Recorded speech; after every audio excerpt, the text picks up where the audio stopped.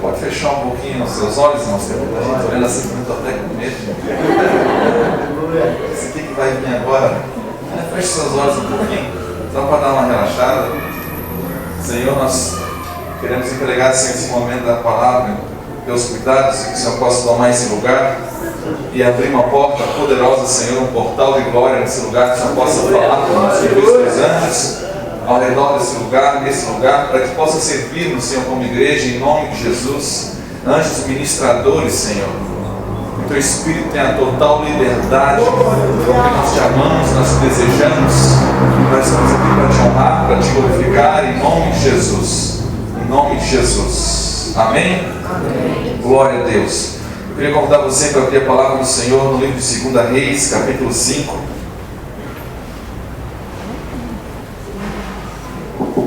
Tinha muita coisa para falar essa noite. Então vamos ver o que nós conseguimos falar.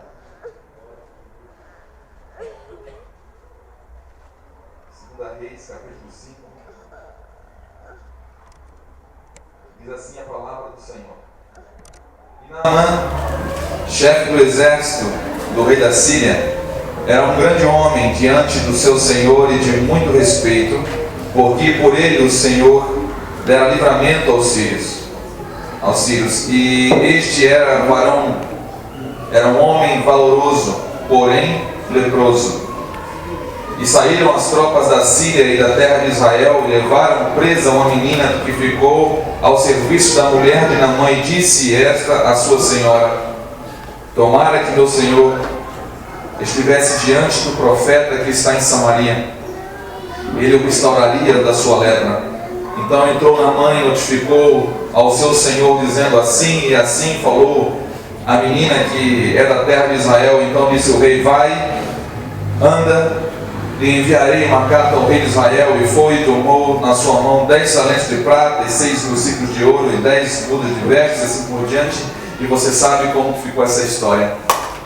Mas eu quero falar essa noite, eu quero começar usando esse texto. Por quê? Porque eu quero falar sobre pureza, sobre buscarmos essa purificação para servirmos a Deus. É uma qualidade que talvez não está muito em evidência hoje. Hoje em dia tem muita gente querendo trabalhar, fazer um bom serviço para Deus, ficar famoso, crescer, fazer a igreja crescer, fazer qualquer tipo de obra, mas ser puro são poucos que estão buscando. Eu quero falar para você que tem uma coisa que muitos, tem algo comum que todo mundo pode fazer. Agora há coisas que somente os puros fazem. A qualidade da obra que um puro faz, o jeito que um puro faz, uma pessoa que busca essa purificação é totalmente diferente daquele que não está buscando isso. Eu creio que Deus deseja, acima de talvez de muitas obras que nós podíamos falar hoje aqui a respeito da nossa transformação pessoal, e uma das mais valiosas e mais preciosas está ligado a isso que nós chamamos de purificação, santificação, seja lá como você for chamar. Tessalonicenses, na primeira carta, Paulo fala que a vontade de Deus é a vossa santificação, que vos abstenhais de todo tipo de imoralidade, e sabeis usar o vosso corpo, o vosso vaso, em honra, e não oprima cada um o seu irmão, e não engane cada um o seu irmão. Por quê? Porque se você fizer isso, a palavra de Deus diz que Deus é vingador de quem age dessa forma. Fala, Pai. E essa é uma das vertentes, uma das características mais fortes da nossa cultura hoje. Agir por vantagem, agir esperando sempre alguma coisa em troca. Os relacionamentos interpessoais hoje na nossa sociedade, pior que não é só lá fora, isso entrou porque é cultura fala de culto, e infelizmente muitas pessoas cultuam a Deus debaixo dessa cultura, aonde estão buscando sempre uma vantagem. Eu me relaciono com você perguntando no meu coração, buscando no meu coração, avaliando o que você pode me dar em troca, o que eu vou ganhar no meio desse relacionamento, o que eu vou ganhar em troca servindo a Deus, o que eu vou ganhar em troca vindo e adorar a Deus num lugar como esse, perdendo uma noite talvez para poder ficar na minha casa, fazer qualquer coisa.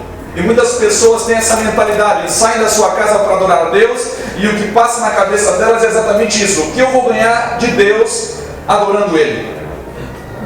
O que eu posso ganhar de Deus, servindo a Deus em toda a minha vida, oferecendo a minha casa, oferecendo a minha família?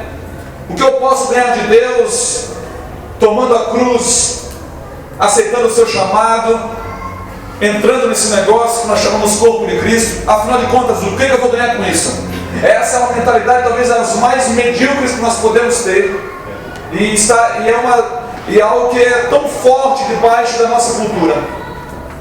E se não bastasse ficar do lado de fora, isso entrou nos templos, e muitos de nós, infelizmente, quando nós nos chegamos no altar do Senhor, nós viemos com esse mesmo princípio debaixo dessa mesma cultura.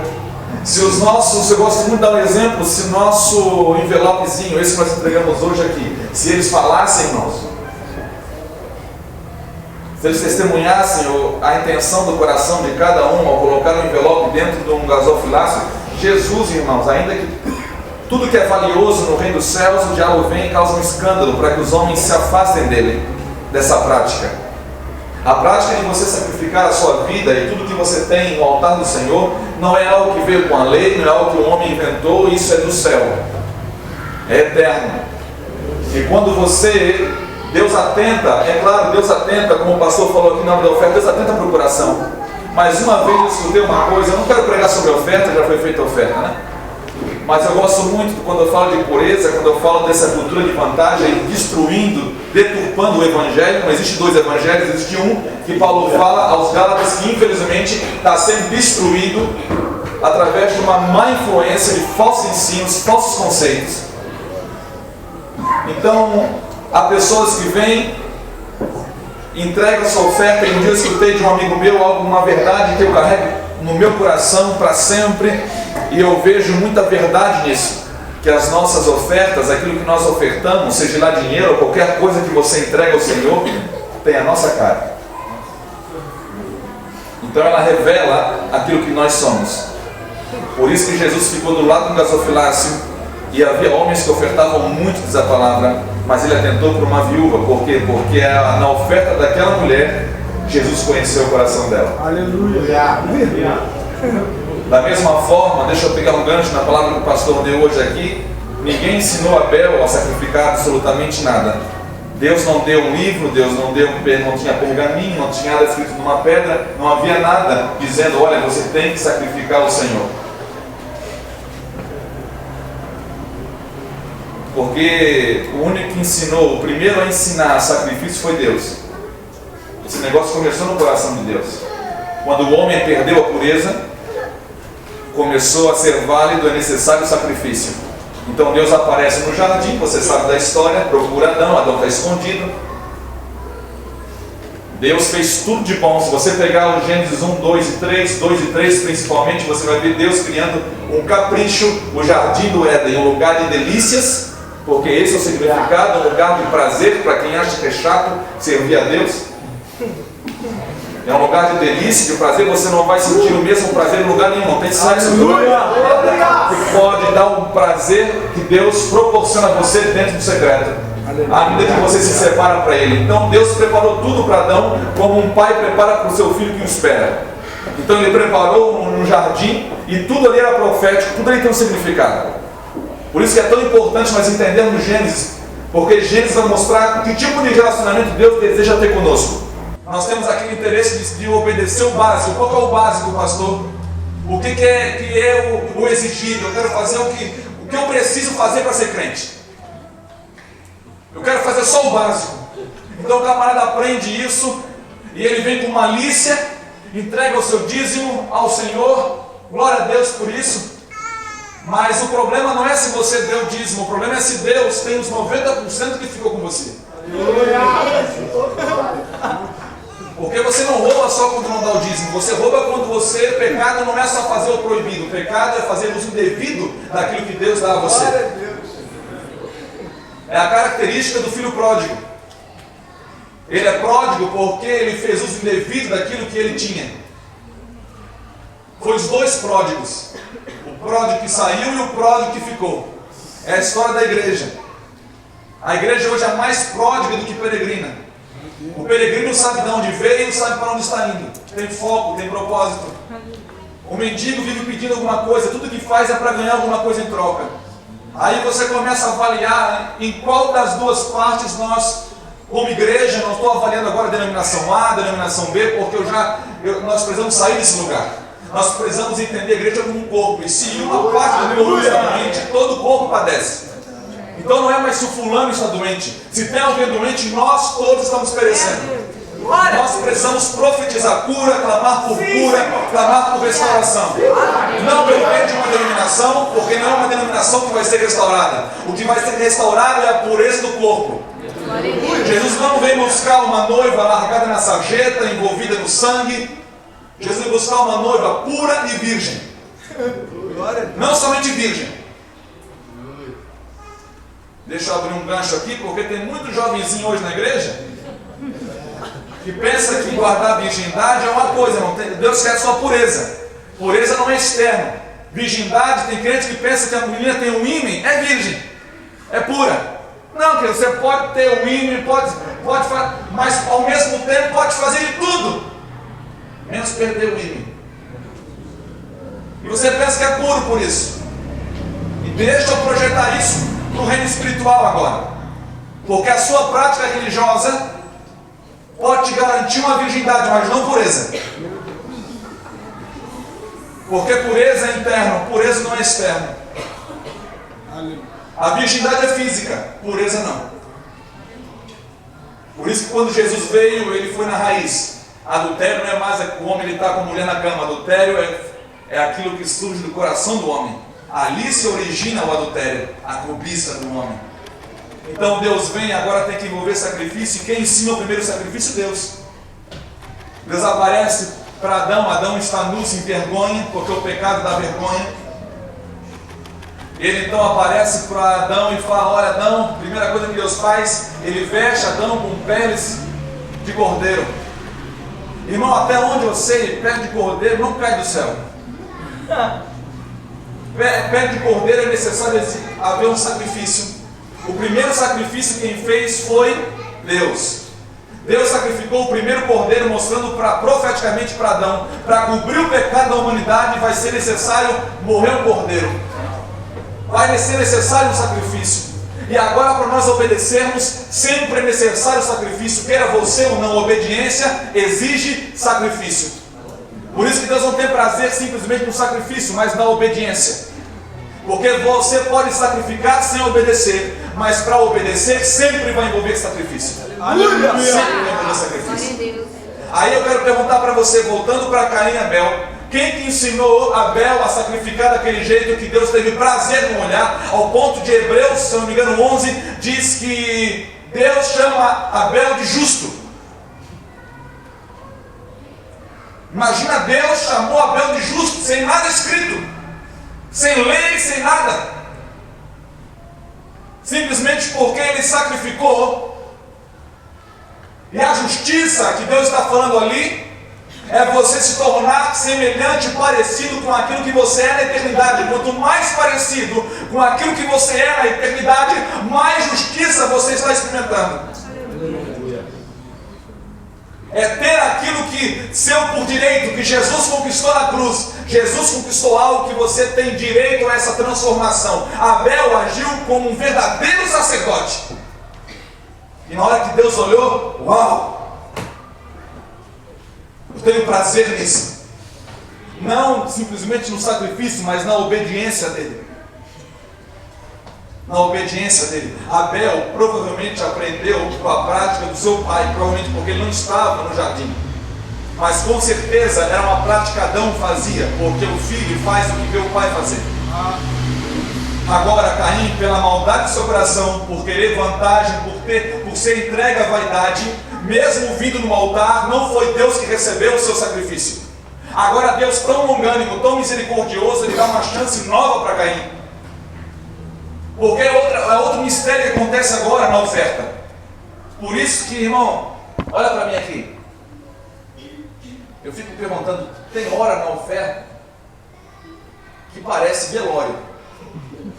O pessoal já vem com o semblante caído. O primeiro a ter semblante caído quando ofertou foi Caim. Porque não ofertou segundo a vontade de Deus. Ele já vem, o semblante já denuncia. O semblante já denuncia quando nós não enganamos a Deus. Nem o seu coração. Você já sabe quando você está adorando a Deus e não é a adoração que Deus quer. Assim os sacerdotes roubam a Deus. E agora as pessoas vêm e entregam dessa forma. E Deus começa a ver ali a intenção do coração do homem, enxergar o coração do homem em tudo que nós trazemos. E Deus falou para Caim na hora que viu que ele errou, e ele pergunta: Caim, por que teu semblante está caído? Acaso se você voltar e fazer certo, eu não vou receber? Deus é tão longânimo, irmãos, tão longânimo. Eu quero dar uma palavra de encorajamento para você. Se nós erramos, nós podemos fazer de novo. Se você errou, você pode fazer de novo. Porque pior do que errar é permanecer no erro. Então, se nós temos luz, e nós vamos ver isso hoje, é necessário que nós venhamos a acordar. Urgente. Nós somos uma geração, eu creio na nossa geração, mas a nossa geração precisa acordar. Nós temos uma grande responsabilidade, a começar pela nossa casa, pela nossa cidade, pela nossa nação. E agora nós lemos aqui a história de um homem que talvez quando as pessoas viam ele, como veem hoje muitos homens na mídia, muitos homens que estão em evidência, têm o desejo de se tornar parecidos com ele. Não é assim? Hoje, pela pobreza de se buscar a Deus, pela busca ser tão pobre, tão fraca, os homens acabam desejando aquilo que estão vendo. E além de referenciais, colocam homens como modelo, porque você pode ter homens como referenciais, mas o modelo só tem um: Cristo. Aleluia. Cristo é o centro. E por não buscar, por não ter relacionamento com Ele, você não tem como copiar alguém que você não se relaciona. Então você vai copiar alguém que você está vendo. É como se fosse um atalho. Você pega um atalho e você vai querer ser igual àquilo que você está vendo. Então você começa a copiar várias pessoas que não são puras, muitas vezes. Você vai correr o risco. E agora eu vejo um homem aqui chamado Naamã, que aos olhos dos homens ele era poderoso, tinha sucesso, tinha fama, ele era próspero, bem sucedido, ele tinha todas as qualidades que normalmente um crente quer ter hoje: prosperidade, fama, poder, e ser bem quisto aos olhos do seu Senhor. Essas são as qualidades que a maioria das pessoas buscam hoje, porque infelizmente nós baseamos a nossa vida na nossa utilidade, não na essência de conhecer a Deus.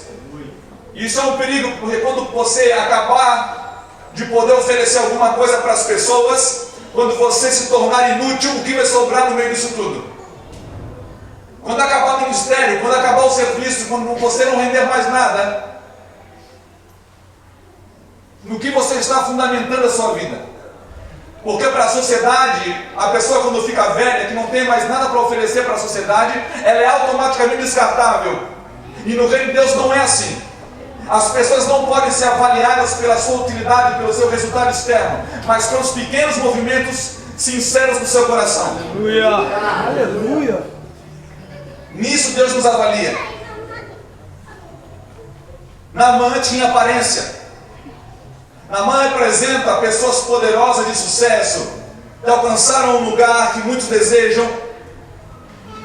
Só que diz a palavra que aquela geração estava daquela forma. Ele representa uma geração. Mas nesses dias Deus falou comigo a respeito de pureza nesse texto, porque ninguém via a lepra de Naamã. Ninguém percebia, ninguém percebe quando um homem de Deus, ainda que tenha sucesso, ainda que tenha poder, ainda que tenha fama, ninguém percebe se ele é leproso ou não, porque leproso na Bíblia fala de impureza. A lepra, ela significa impureza nas Escrituras. E por dentro daquele sucesso todo, por baixo daquela fama toda, por baixo daquela prosperidade toda, havia um leproso, mas ninguém via. Assim como hoje, atrás dos púlpitos, atrás do seu trabalho, muitas vezes do seu ministério, atrás da minha vida, da sua vida, não sei, mas pode haver lepra, pode haver um leproso escondido e nós não sabemos, ninguém vê. Porque nós vivemos hoje numa das maiores influências que entraram no meio da igreja evangélica, exatamente aquela que corrompeu a igreja primitiva, que ajudava a corromper, a destruir, que é o farisaísmo. Homens como Naamã, de boa aparência, mas porém leproso. E eu acredito nessa geração, por quê? Porque existia uma menina que foi levada presa, cativa. Isso fala de uma geração que vive como presa, que não parece que não tem liberdade ainda. Mas uma geração que estava ali dentro da casa desse homem, foi colocada por Deus lá na casa dele. Aleluia. Cirurgicamente por Deus, aquela menina que você não sabe o nome dela, nunca mais ouviu sobre ela, foi colocada cirurgicamente por Deus na casa de Naamã. E ela foi colocada ali para quê? Para perceber a lepra daquele homem. Não para condená-lo, mas para trazer purificação para ele, para trazer uma coisa que ele não tinha. Porque na hora que ele chegava na casa dele, tirava a roupa dele, a única coisa que ele tinha era uma falta de esperança na sua cura. Ele não tinha esperança de melhorar, ele não tinha esperança no futuro. Ele tinha o prazer simplesmente do momento, do presente. E a menina simplesmente foi colocada ali para apontar para ele e mostrar para ele que havia um Deus de Israel capaz de curar ele. E não somente ele, mas todos que precisam de purificação. Eu creio numa geração que ainda está escondida, guardada por Deus cirurgicamente em alguns lugares, colocada cirurgicamente em alguns lugares para apontar o dedo, não mais julgando, não mais trazendo condenação, mas movida por amor, compaixão, longanimidade, misericórdia, para trazer cura para uma geração que se perdeu e para essa que está se perdendo.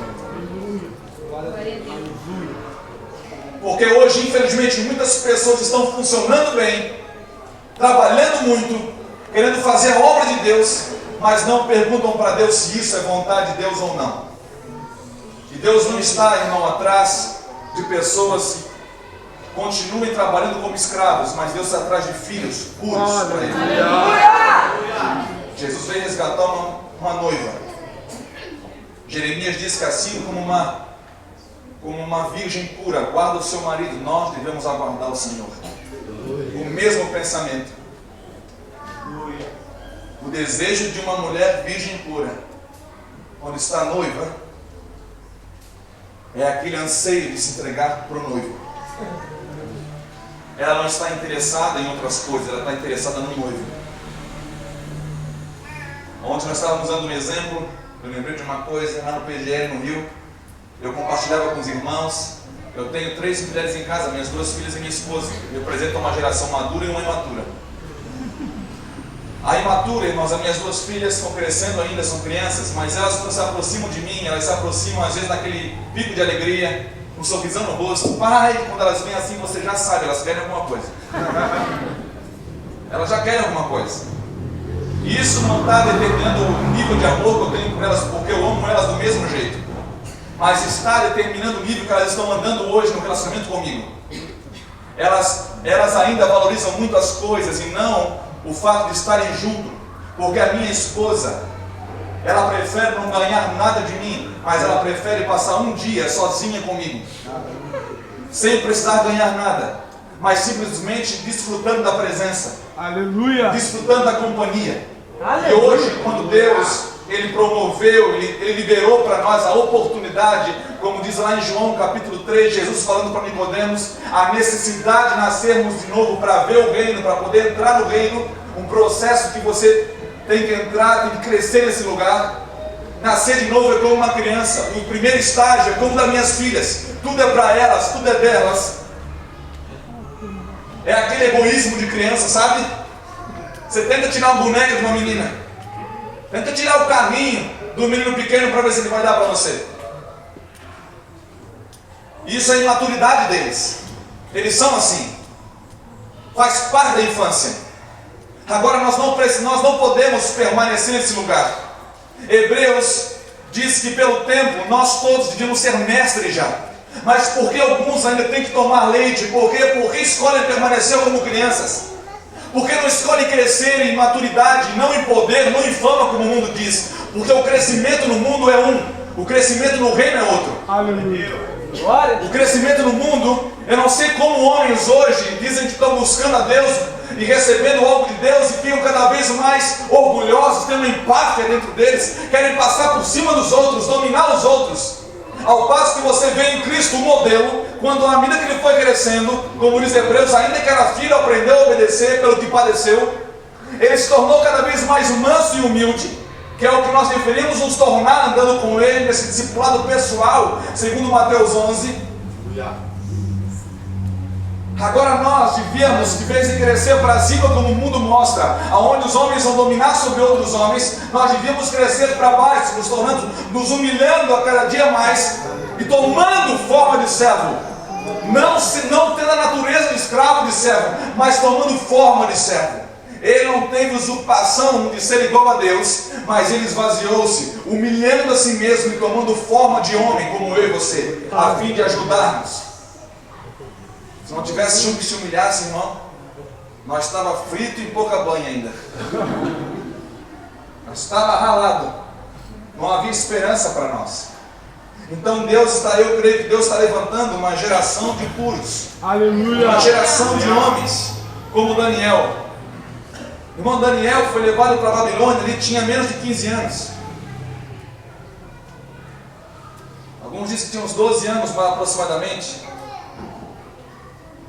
Imagina um menino daqui de 12 anos, vou botar, chegar na corte do rei da Babilônia, no palácio da Babilônia, e quando ele percebe que há um manjar que contamina o homem, ele tem uma paixão no seu coração de buscar Deus.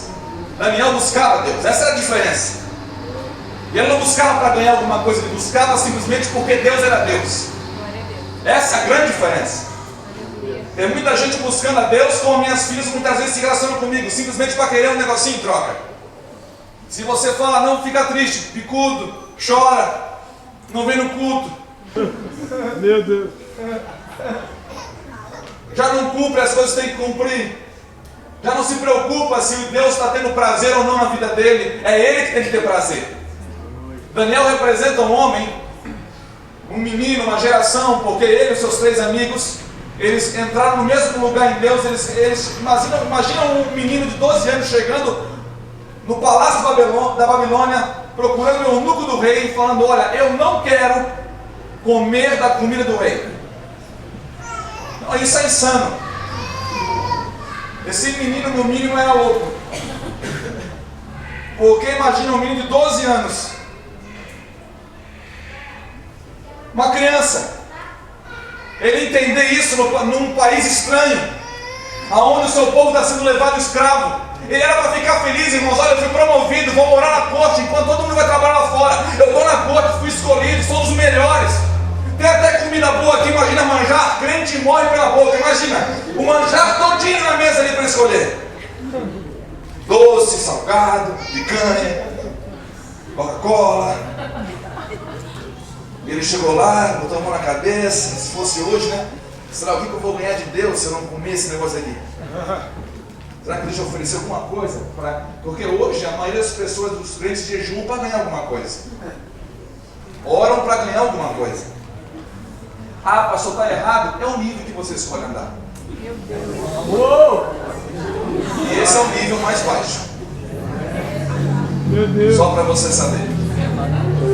Então, se você quiser viver nesse nível a vida toda, Deus não vai te matar. Você mesmo vai se matando. No mau sentido. Então Daniel, ele chegou ali, ele resolveu com 12 anos não comer. Ele diz a palavra que ele alcançou o favor diante de Deus e dos homens, aonde ele ia. Agora o mais impressionante é que no final do livro de Daniel, depois que o filho de Nabucodonosor começa a reinar, tem uma pendenga lá para resolver, que apareceu um negócio estranho escrito na parede, e acaba a mãe do rei. Olha, tem um homem aí que antigamente de Israel, que ele havia o espírito dos deuses nele, e chamaram Daniel, e a primeira coisa que o rei perguntou para ele, sabe qual foi? Com 85 anos. Daniel tinha 85 anos, e perguntou para ele, Daniel, tu és o mesmo? Tu és o mesmo Daniel? Daniel se manteve puro. Aleluia. Quando entrou e ao sair. Isso é o mais impressionante. Aleluia. Deus está atrás de uma geração de homens puros. Aleluia. Então você pode se relacionar com Deus baseado no seu interesse. Agora você pode crescer. Você pode crescer de fé em fé, de glória em glória. Você pode alcançar a estatura, até a estatura do varão perfeito, diz a palavra. 2 Coríntios capítulo 3 diz que o homem, nós não somos mais como Moisés, que precisa colocar um véu para se relacionar com Deus do Santo dos Santos. Nós agora precisamos tirar o véu e olhar para o Senhor e deixar a glória do Senhor resplandecer na nossa face. E diz que essa glória vai nos transformar segundo a imagem dele. Não segundo uma imagem que nós criamos, mas segundo a imagem dele. Aleluia! 1 João capítulo 3, eu gosto muito, que diz que glória a Deus que nós somos filhos, mas nós ainda não somos aquilo que havemos de ser.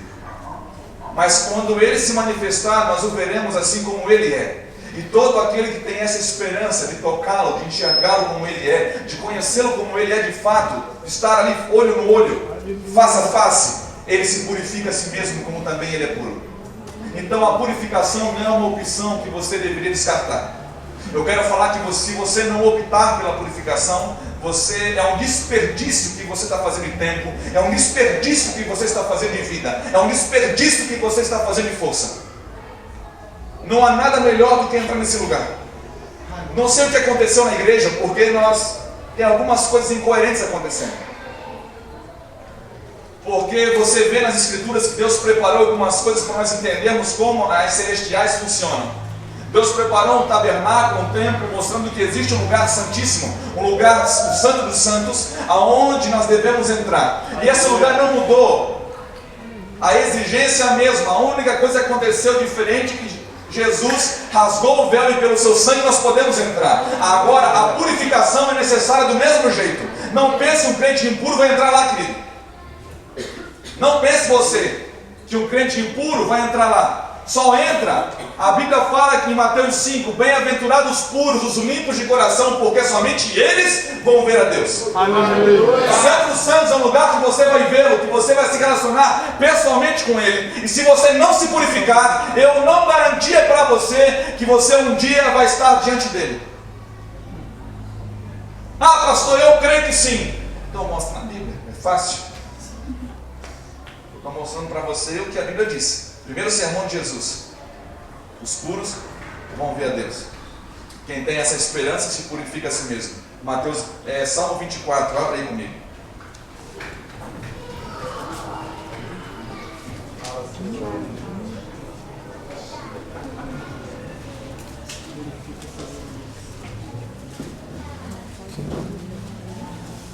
Eu creio nessa geração, amém? Amém. Eu creio, irmãos. Aleluia. Por isso que eu estou aqui. Não deixei minha mulher em casa, minhas filhas à toa. Estou 4 dias fora de casa. Preferia muito mais estar com elas do que aqui. Estou dormindo sozinho. Só Deus sabe, eu não durmo direito sozinho. Preferia estar lá. Só que pelo encargo. Como diz Paulo, ai de mim se eu não pregar. Porque eu creio, irmãos. Quem crê? Amém. A resposta é essa. Quem crê? Aleluia. Só crê quem se prepara. Porque senão você não crê. Ah, pastor, eu creio que a nossa esperança, nós temos uma esperança do Senhor, que é a vida eterna. É a nossa promessa, 1 João. Agora, quem acredita na vida eterna, quem acredita de fato em que Jesus vem, esse está se preparando, está se purificando a cada dia por seu encontro. É uma noiva. É a noiva do Cordeiro. Ah, pastor, eu estou bobeando aí, então você não crê. Me perdoa, você não crê, é suficiente. Aqueles que creem, eles se preparam. Então nós precisamos de um choque. Hoje, talvez, a melhor coisa que poderia acontecer para a nossa geração era um desfibrilador espiritual. Não vou tentar falar de novo, irmão, porque periga sair língua estranha. Mas precisava de um choque, uma onda de choque, para que nós pudéssemos acordar. Nós estamos vivendo uma geração que nós não mentimos, irmãos, nós cantamos. O crente não mente, o crente canta. Cantamos um monte de mentira. Me perdoa, mas eu estou falando de nós, tá? Não estou falando só de você. Por exemplo, nós temos uma canção, eu não sou cantor, se eu cantar, tudo acaba. Mas tem uma canção que fala que a gente quer perder o sono mais uma vez, né? Buscar em Deus de madrugada. Aí eu vejo um monte de crente que Deus tira o sono. Ele começa a ter insônia. Cantor. Aí vai fazer o quê? Agora não, ele vai tomar remédio para dormir. É mais ou menos assim que acontece. Aí nós falamos para Deus: Deus, envia o teu reino, Senhor. Estabelece o reino. Ai, que canção poderosa, cara. Estabelece o reino, manifesta o reino. Teu é o reino, teu poder, tu é a glória. O fato não é, Deus, irmão, o reino não vem. Nós estamos esperando o reino igual Israel esperou. Israel esperava um reino que vinha com uma cavalaria poderosa, ia tomar o governo dos romanos e livrar Israel. Os discípulos perguntaram para o Senhor Jesus: quando que vai acontecer a restauração do reino para Israel? Irmão, o reino não vem com a aparência física, diz o Senhor. Aleluia. O reino não está lá e não está aqui, o reino está dentro de você. Aí agora quando você canta, vem o teu reino, você devia cantar também: Senhor, reina. Reina na minha vida. Porque reinar na vida, irmãos, Jesus reinar na sua vida, você perde o governo. Aleluia. Quem manda não é mais você. Quem está debaixo do reino, num sistema de governo desse, ele não tem mais voz ativa. Você vive para a satisfação do rei exclusivamente. Você vive para satisfazer, para gerar prazer no coração do rei. Isso é o Senhor reinar. Aí nós entendemos algumas coisas, distorcemos: renúncia, governo. Vamos renunciar. Aí você vem e entrega uma oferta e diz que é renúncia. Às vezes é mentira, irmão. Pode ser mentira. Porque se você está entregando uma oferta falando que Deus tem o controle das suas finanças, eu quero ver Ele ter controle do que for com você. Não que você está abrindo mão aqui. Tem gente que pensa que para servir a Deus, renunciar a tudo, é você se desfazer da sua profissão, é você se desfazer até da família, tem gente renunciando. Tem homem renunciando à esposa. Ele renuncia a esposa, tem 40 anos, casado com uma de 39, renuncia 39 e casa com uma de 20. Olha a renúncia que ele faz. Está negociando. É um bom negociador. Miserável, né? Tá? E não foi aberta uma porta na nossa nação disso. Só que se Deus reinar e você renunciar tudo, a palavra fala em Lucas 14:33, que aquele que não renuncia tudo por amor a mim não é digno de ser meu discípulo. Renúncia, olha aqui para mim, irmãos. Renúncia não é você jogar tudo pro alto. Quando a Bíblia fala que aquele homem que encontrou o tesouro, foi para sua casa, vendeu tudo, não significa que você vai sair daqui hoje desfazendo tudo que você tem para servir a Deus. Significa uma coisa: que você vai pegar tudo que você tem e vai dizer para Deus: olha, Deus está aqui, agora tu reinas em todas as áreas. Tu reina na minha família, tu reina no meu trabalho, tu reina nos meus filhos, tu reina no meu casamento, tu reina em tudo. Renunciar ao casamento, sabe o que significa? É você entregar o seu casamento para Deus. Está com vontade de divorciar, renuncia a Ele. E agora deixa Deus reinar aí, para ver o que Ele vai fazer. Se você seguir Jesus como modelo, Jesus é aquele que conquista a mesma esposa várias vezes. Ele representou isso em Oséias. Vai e a mulher se prostituía e ela pegava de novo. Se prostituía e ela pegava de novo. Renúncia é você entregar tudo. Não jogar fora, entregar na mão dele.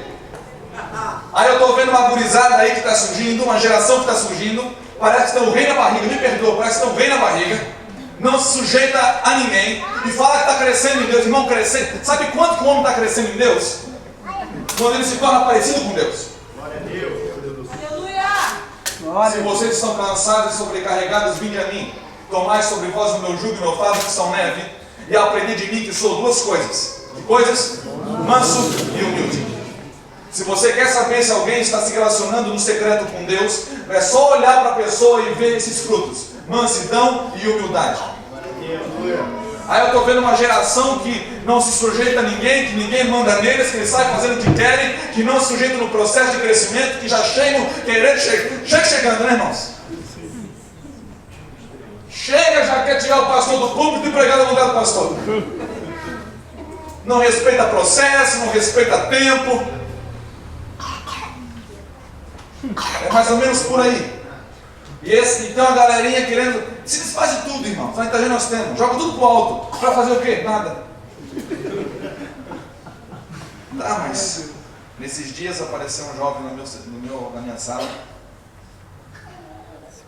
E ele foi pro seminário. Eu lembrei da minha história, porque quando eu saí do seminário, eu pensei que eu ia arrebentar, irmão. Agora só eu e Deus. Ninguém me segura mais. Irmão, eu entrei num processo de rumina, eu quebrei todinho. A última, eu tinha só um carro, me roubaram.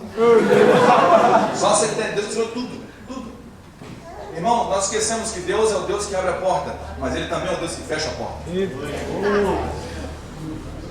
E se for preciso fechar a porta, Ele fecha. Se você construir um castelinho de areia, Ele derruba. Ele sabe derrubar, irmão. Tem anjo especial para isso.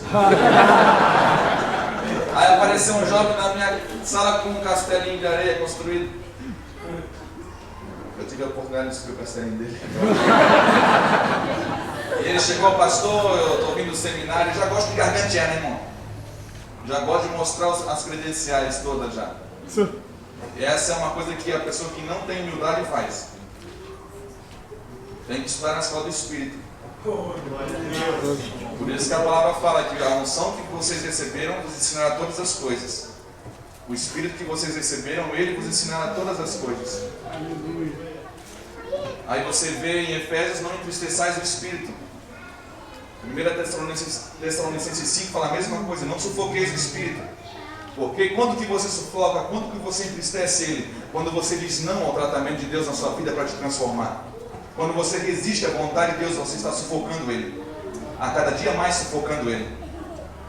E agora esse menino chegou, pastor, levou o pai dele junto ainda. Aí ele chegou para mim e disse, pastor, eu fiz seminário e eu queria um serviço aí aqui no Evan. Queria me envolver no trabalho, queria um ministério. Eu disse, como é que é? Você quer o quê? Ministério? E o pai dele já tinha me falado algumas coisas. E ele chegou lá, queria ministério, tudo. Mas como é que é a tua vida? Eu sou pai agora. Aquele bebezinho. É mesmo? Casou? Não. O bebezinho tem 3 meses, a menininha. Coisa, deve ser muito linda, imagina. Ganhou uma menininha. Você quer ministério? Está trabalhando? Não. Ai, irmão, aquela hora me deu vontade de subir na mesa. Uma voadeira nele. Aí eu falei, cara, você quer ministério? Deixa o pastor te falar uma coisa. Se você quiser andar comigo, amém. Pode andar. Se andar junto, vamos estar junto. Ele representa uma geração que é vítima, irmãos. E uma geração que não está se submetendo ao discipulado. Que quer crescer sozinha. Quer fazer o que bem entende. Uma geração insensata. Nós perdemos o significado de discipulado. Josué com Moisés, Eliseu com Elias,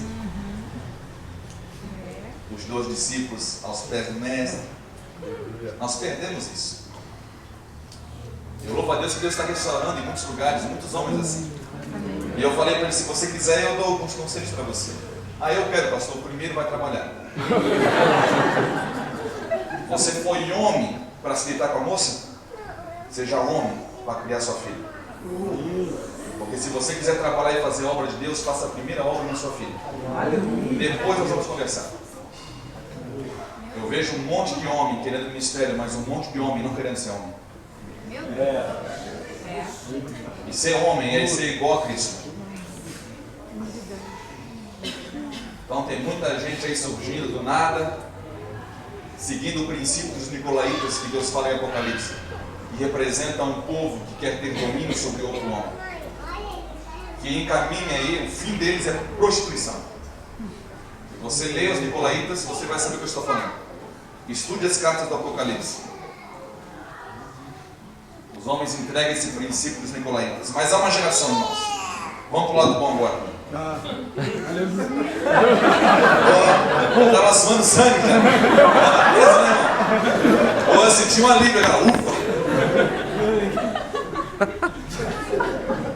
Vamos lá, Salmo 24. Diz assim: do Senhor é a terra e a sua plenitude, o mundo e aqueles que nele habitam, porque ele afundou sobre os mares e afirmou sobre os rios. Quem subirá ao monte do Senhor, ou quem estará no seu lugar santo? Aquele que é limpo de mãos e puro de coração, que não se entrega a sua alma à vaidade, nem jura enganosamente, não entrega a sua alma à vaidade. Isso que nós estamos falando, a cultura da vantagem, a cultura do sempre de ganhar alguma coisa em troca. Este receberá a bênção do Senhor, a justiça do Deus da sua salvação. Essa é a geração daqueles que buscam a tua face, ó Deus de Jacó. Levantai, ó portas, as vossas cabeças, levantai-vos e entrará o Rei da Glória. Quem é este Rei da Glória? O Senhor forte e poderoso, o Senhor poderoso na guerra. Levantai, ó portas, as vossas cabeças, levantai-vos, ó entradas eternas, e entrará o Rei da Glória. Quem é este o Rei da Glória? O Senhor dos Exércitos, Ele é o Rei da Glória. Então o reino não vem como uma comitiva, como Israel esperava. O reino vai vir através de mim e de você nessa cidade. O que Deus está falando, levantai, ó portas, as vossas cabeças, para que entre o Rei da Glória, para que seja manifesto o seu reino. É necessário que homens manifestem Ele. Aleluia. Homens se levantam, uma geração de puros. Quem é a geração de puros? É esses homens de mãos limpas e coração puro. Esses vão subir para servir a Deus no monte. Esses vão estar adorando a Deus no seu serviço, com o seu trabalho, seja o que for, mas vai ser o fruto do sacerdócio, seja em que for a área. Não é só aqui atrás do púlpito. Você vai influenciar Deus em qualquer lugar que você for chamado para estar. Mas escute uma coisa: faça aquilo para o qual você foi chamado. Descubra a sua vocação. Descubra a vontade de Deus para a sua vida. Glória a Deus. Essa é a única forma de você ser satisfeito e não entrar no clube das pessoas que se comparam um com o outro, que têm inveja um do outro, que adoecem o corpo. Pessoas que não são completas em Cristo, que não são realizadas em Deus, que estão sempre insatisfeitas. E Deus fala que há uma geração que está se levantando. Romanos capítulo 13 e Efésios 5. Os dois textos falam que é preciso agora, a nossa salvação está mais próxima do que no dia em que nós recebemos a nossa fé. É hora de despertarmos do sono, diz a palavra. É hora de acordarmos, irmãos.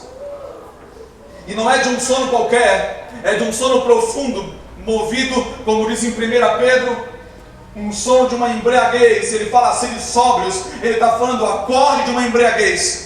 Acorde de se embriagar com o vinho de uma falsa religião, de se enganarem com uma falsa religião, com falsos princípios. Coloquem Cristo como referência, como modelo. Tomem a sua cruz e acordem desse negócio que está destruindo um monte de pessoas, um monte de famílias. Busque isso de verdade. É isso que a palavra em Romanos e em Efésios está falando. Acorde, é hora de acordar. É hora de homens, irmãos, acordar. É hora de acordarmos. Abra comigo João capítulo 6.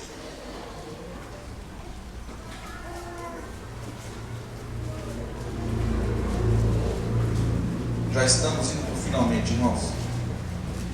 Mais uma aguentada, sei que está um pouquinho calor.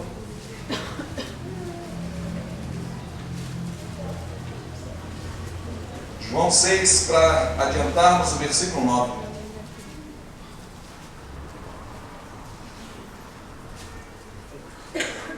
Só para você entender o contexto dessa passagem, você vai ver uma multidão que se simpatiza com Cristo, assim como os dias de hoje, que gosta de estar com Cristo, gosta de até ouvi-lo, mas gosta dos milagres, vem pelos milagres, vem porque ele alimenta a multidão com pães. Vem por causa que ele levanta coxo, dá vista aos cegos. Ele vem por causa disso e aglomera muita gente, porque você tratar as pessoas e alimentar as pessoas como se elas fossem criancinhas dominadas por cobiça, você vai aglomerar muita gente. Elas gostam, elas vêm. Elas vêm. Agora Jesus, ele vai querendo aumentar o nível. Deus sempre está trabalhando para aumentar o nível. Deus sempre está trabalhando para a nossa purificação. Deus sempre está chamando-nos para a santificação, para a santidade, sem a qual ninguém vai ver a Deus. Então agora Jesus atrai a multidão porque Ele é bom, porque Ele é misericordioso, Ele não manda ninguém embora. Então ele faz milagres, atrai uma multidão, e agora o dia está avançando, e ele agora chama os 12 e fala: olha, é necessário a gente dar de comer para essa multidão. E diz a palavra que Jesus já sabia o que havia de ser feito. Ele já sabe o que vai ser feito. Não precisa ficar preocupado. Não precisa querer inventar alguma coisa. Você tem que descobrir só. E agora ele quer dar alimento para essa multidão toda. Os 12 discípulos, com a mentalidade de homem natural, eles não conseguem entender. Eles procuram calcular e pegam a bolsinha do dinheiro com Judas, arranca da mão de Judas e começa a contar, dá uns 200 dinheiros. Ele fala para o Senhor: olha, Senhor, 200 dinheiros não é suficiente para dar de comer para 5.000 homens e mais mulheres e crianças. Dizem que tinha aproximadamente 20.000 pessoas, aproximadamente, pelo cálculo de alguns teólogos. Aí do nada, versículo 9 diz assim: está aqui um rapaz procura um dos discípulos. Esse discípulo vai falar para o Senhor, ele fala assim: está aqui um rapaz que tem 5 pães de cevada e 2 peixinhos. Mas que é isso para tanto? Irmão, olha para mim, diante de 5.000 homens, fora mulheres e crianças, se você olhar para aquilo que você tem, se for 5 pães e 2 peixinhos, talvez muitos homens incrédulos com a mente natural não compreenderam as coisas do Espírito, como dizem em 1 Coríntios, que somente o homem espiritual consegue discernir as coisas espirituais de Deus. Não tente fazer aquilo que é espiritual de maneira natural, por favor.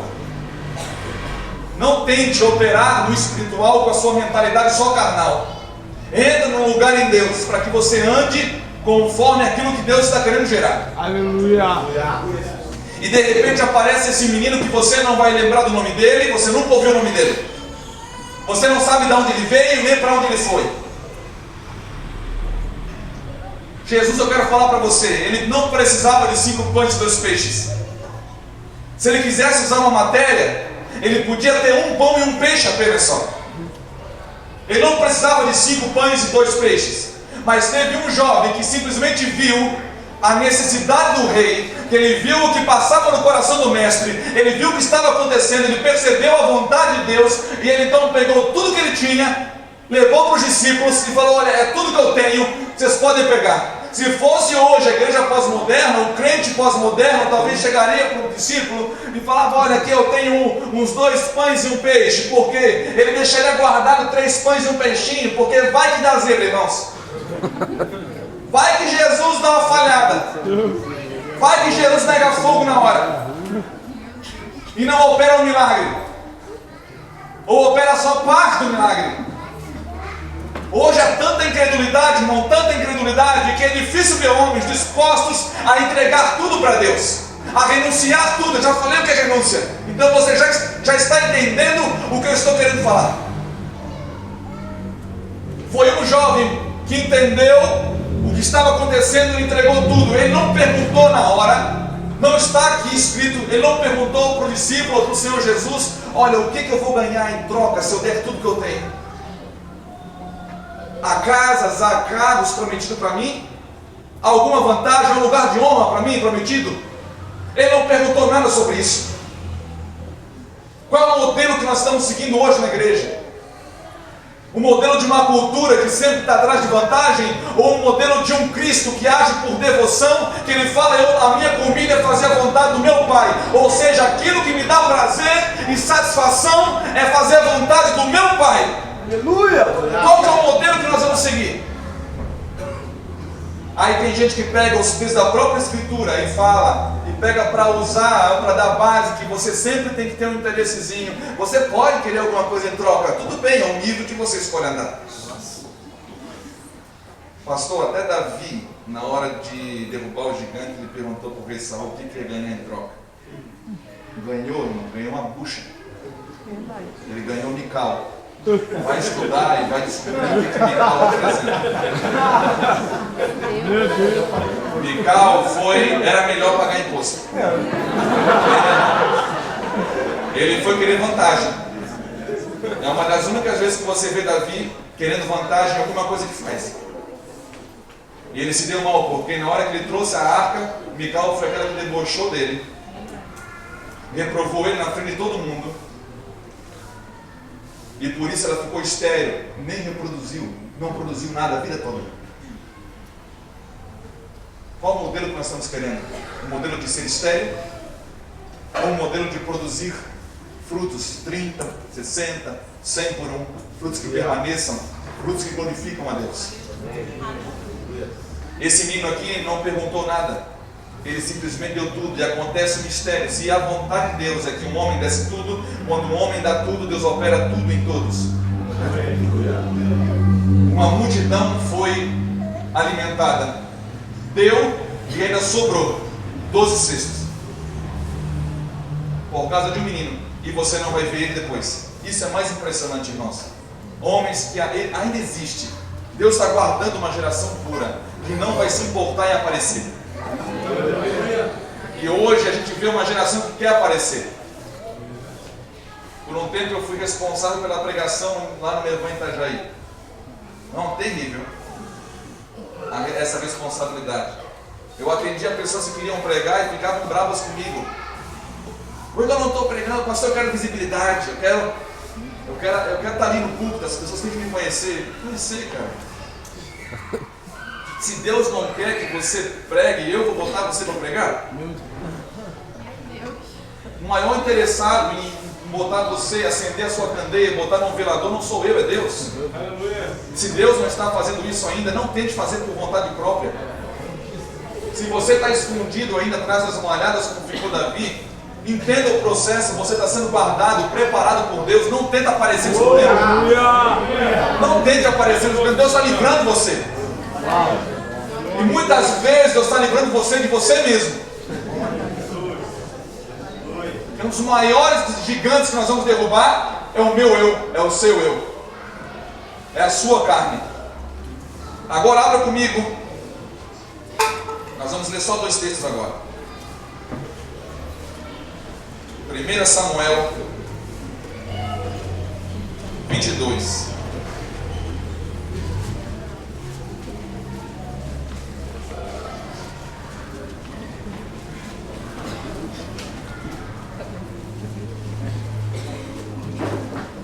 Samuel 22, Deus, quando Davi é ungido rei, ele começa a ser perseguido. E ele vai acabar escondido numa caverna chamada Caverna de Adulão, que ela passa a ser o tipo de uma Liga da Justiça, um lugar onde os vingadores se aglomeraram. É uma espécie de lugar assim que aconteceu o negócio. E Deus levou isso, Deus faz esse negócio, irmão. Deus gosta de esconder você, Deus gosta de me esconder. E a palavra fala assim, no capítulo 22 de 1 Samuel: Então Davi se retirou dali e se escapou para a caverna de Adulão, e ouviram os seus irmãos e toda a casa de seu pai, e desceram ali para ele. E ajuntou-se a ele todo homem que se achava em aperto, em todo homem endividado, e todo homem de espírito desgostoso. E ele fez chefe deles, e eram com eles uns 400 homens. E foi-se Davi dali a Mispa dos Moabitas, e disse ao rei, por diante vai, só até aqui. Irmão, Davi escondendo, fugindo, foi precisar Deus colocar ele em fuga para ele cair naquela caverna ali, na caverna do Adulão. E quando, naquele momento, daquela geração, daquele momento, daquela história, havia um monte de homem no meio de Israel, desgostoso com o que estava acontecendo. Homens que não prestavam mais para aquela sociedade, e a sociedade também não queria mais nada deles. Homens que não valiam mais para aquela sociedade, para aquele sistema. Eles estavam totalmente desgostosos em relação ao mundo, é como se o mundo tivesse morrido para eles. E de repente Deus esconde o rei numa caverna, e eles começam a ouvir que Davi, eles se identificam com a mesma coisa, porque Davi, ele estava passando pela mesma situação. Davi estava desgostoso com as coisas, desiludido com aquilo que estava acontecendo, e agora se identificam, e agora começam a se aglomerar, vão todos para aquele lugar. E Davi então, nesse momento, ele aprende, além de ser rei, ele aprende que ele é um chefe de exército. ele começa a montar um exército, não muito grande, mas um exército poderoso, 400 homens poderosos na batalha. Desgostosos, mas Deus agora começa a juntar esse povo todinho, que não representa nada para aquela sociedade, ninguém botava fé mais neles. E Deus desses homens começa a formar um grande exército. Agora abra comigo 2 Samuel 23.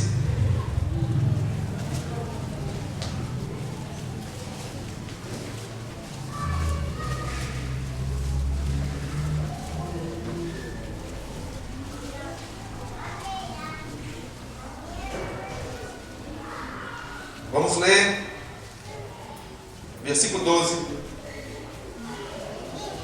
versículo 13. Também 3 dos 30 cabeças desceram e vieram no tempo, na cega a Davi, para a caverna de Adulão, e a multidão dos filisteus acampara no vale dos Refaíns. Davi estava então num lugar forte, e a guarnição dos filisteus estava então em Belém. E teve Davi desejo e disse: quem me dera beber da água da cisterna de Belém, que está junto à porta? Então aqueles 3 valentes romperam pelo arraial dos filisteus e tiraram água da cisterna de Belém, que está junto à porta, e a tomaram e a trouxeram a Davi, porém ele não a quis beber, mas derramou-a perante o Senhor. E disse: guarda-me, ó Senhor, de que tal faça. Beberia eu do sangue dos homens que foram a risco da sua vida? Ele oferta, tem uma tradução que ele oferta, que ele derrama como libação ao Senhor. A palavra fala que Davi está ali na caverna, está no lugar fortificado, está seguro, e 3 dos 30 valentes estão próximos dele, e de repente Davi representa o homem que teve mais desejo de conhecer o coração de Deus. Davi foi o homem que mais buscou conhecer as emoções de Deus, o desejo, aquilo que dava prazer no coração de Deus. Por isso que ele foi chamado tanto um homem segundo o coração de Deus. Ele se importou com isso, ele queria Deus, ele tinha fome de Deus. Davi foi aquele que no Salmo 27 ele fala que ele queria habitar todos os seus dias no tabernáculo do Senhor.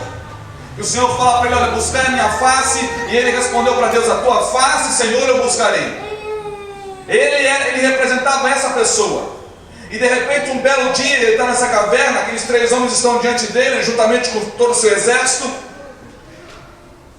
O exército inimigo está logo acampado ali, encostado em Belém, na fronteira de Belém.